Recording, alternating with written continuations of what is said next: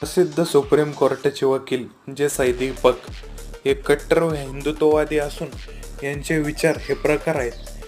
यांनी आत्तापर्यंत भरपूर the Raunak show, the Ranveer TRS show अशा विविध पॉडकास्टवरती यांनी आपलं मत मांडलं.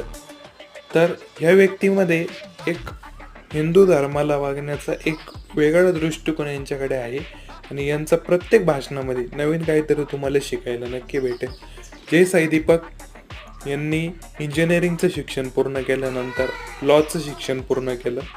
तर यांनी सुप्रीम कोर्टाच्या अगोदर हे मंदिरांच्या विविध केसेसमध्ये हे सहभागी होते.